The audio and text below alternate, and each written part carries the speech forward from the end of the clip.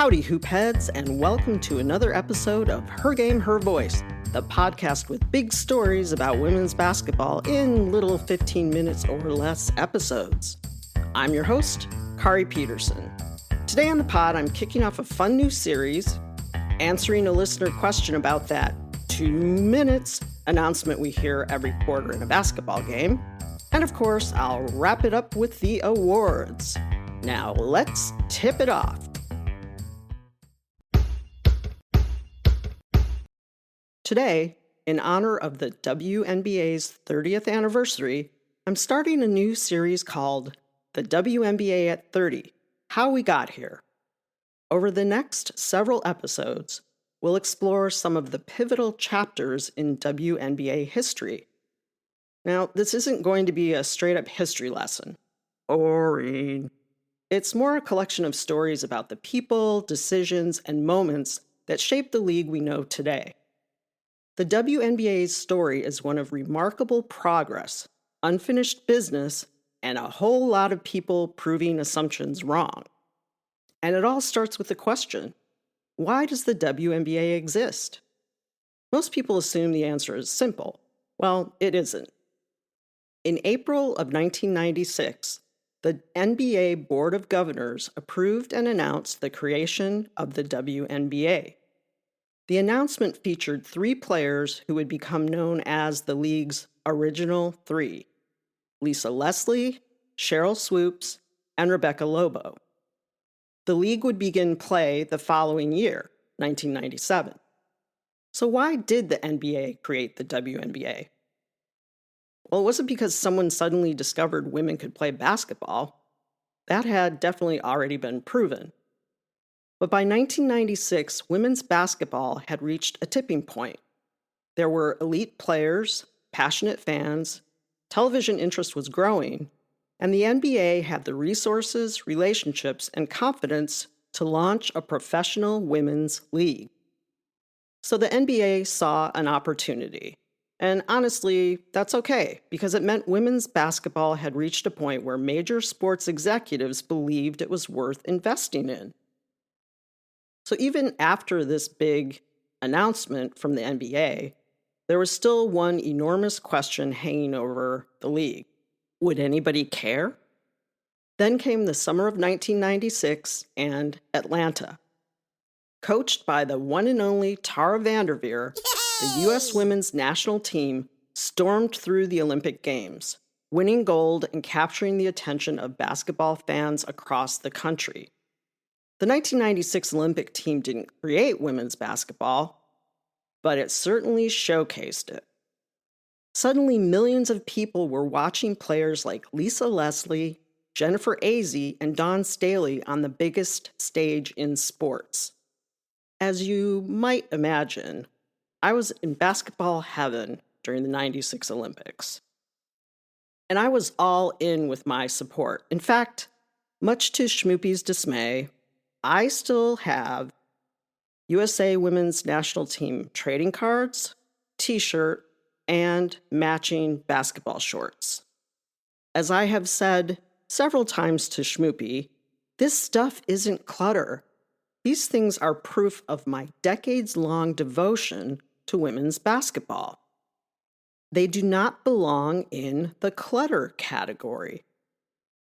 But back to our story. Atlanta helped answer the question that mattered.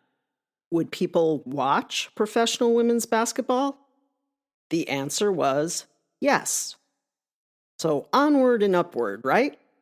Not so fast. There was one problem. The WNBA wasn't the only league trying to capitalize on this moment.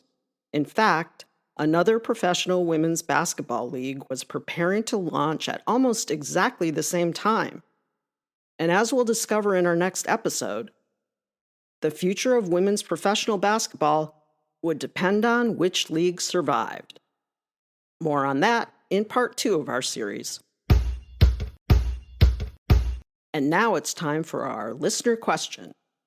Today's listener question is about a kind of odd thing that happens at every basketball game. And once you notice it, you can't unnotice it.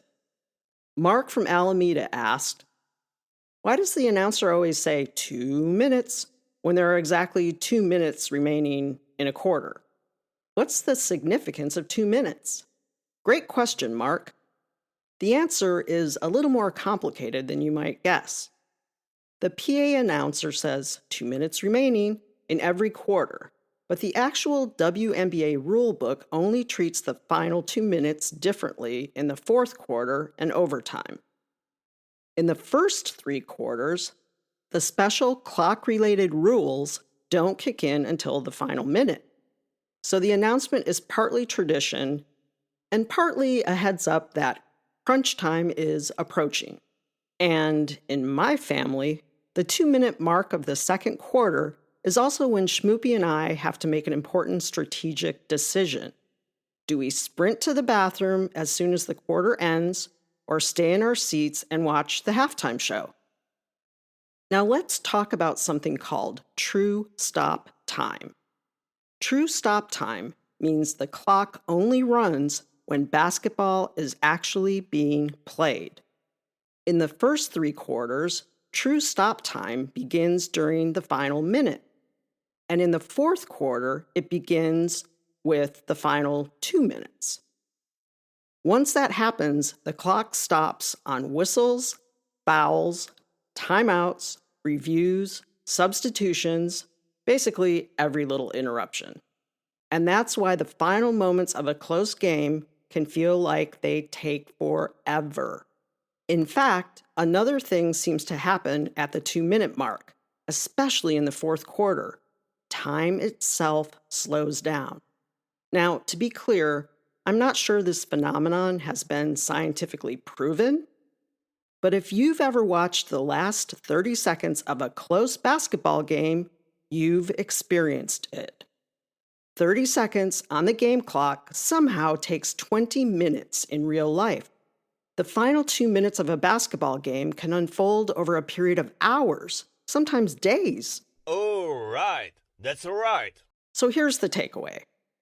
In the first three quarters, the 2 minutes remaining announcement is mostly a tradition and a warning that the final minute is coming. But in the fourth quarter, that announcement marks the beginning of special late game rules when the clock stops more frequently and every possession becomes more valuable. Thanks for the question, Mark. Do you have one for me? Send it to host@hergamehervoice.com.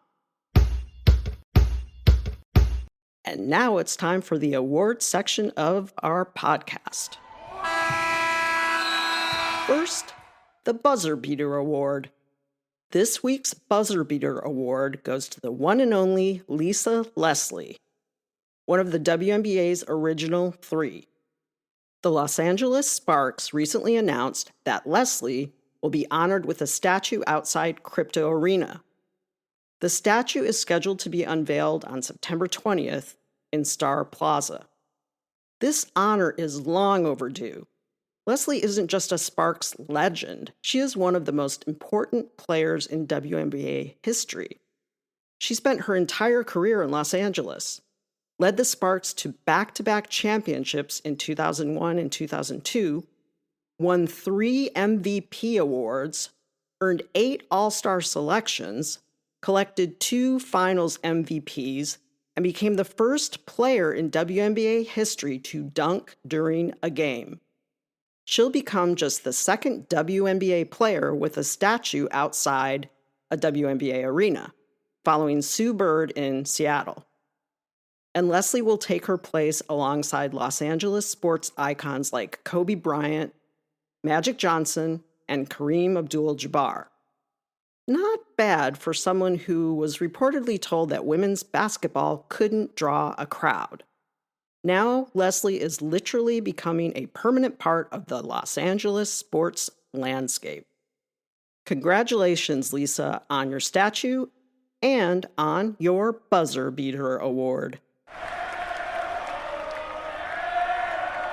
And now, the Airball Award.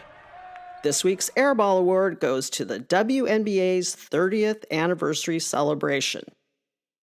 The WNBA actually did a lot to mark its 30th season.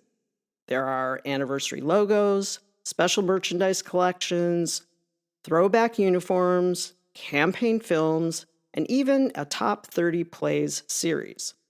The league clearly put thought into celebrating the milestone. But that's exactly why this feels like an airball instead of a flagrant foul. The effort was there. The missed opportunity was the storytelling. The WNBA is experiencing the biggest surge of popularity in its history. Millions of fans have discovered the league in the last 2 years. And for many of those fans, names like Lisa Leslie, Sheryl Swoopes, Cynthia Cooper, Yolanda Griffith, and on and on and on, aren't household names yet. That's what makes this anniversary so unique. This wasn't just a birthday. It was a chance to tell the story of how we got here. Today's sold-out arenas didn't appear out of nowhere. Same with charter flights and record TV ratings. They exist because generations of players kept showing up when the spotlight was smaller. The paychecks were also smaller and the opportunities were fewer.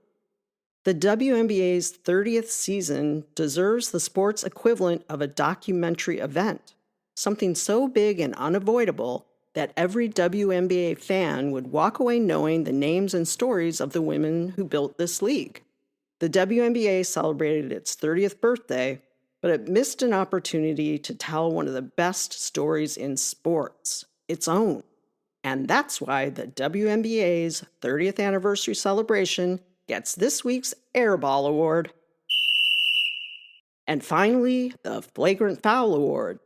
This week's Flagrant Foul Award goes to the Golden State Valkyries fans who insisted on booing Caitlin Clark every time she touched the ball during the Fever Valkyries game at Valhalla. Look, I love the Valkyries. I've spent plenty of time singing the praises of Valhalla. But if we're handing out flagrant fouls, we have to be willing to call one on ourselves. I know some fans want Valhalla to be a tough place for visiting teams. Some even think we need to help the Valkyries win by rattling the opposition. But there's a difference between being a passionate fan base and being a hostile one. A passionate fan base cheers its team, creates energy, makes the arena, in this case Valhalla, an exciting place to play. A hostile fan base spends its energy tearing down the other team. Personally, I'd rather Valhalla be known for the first one. Caitlin Clark already has enormous pressure on her whenever she steps onto a court. And honestly, this isn't really about Caitlin Clark.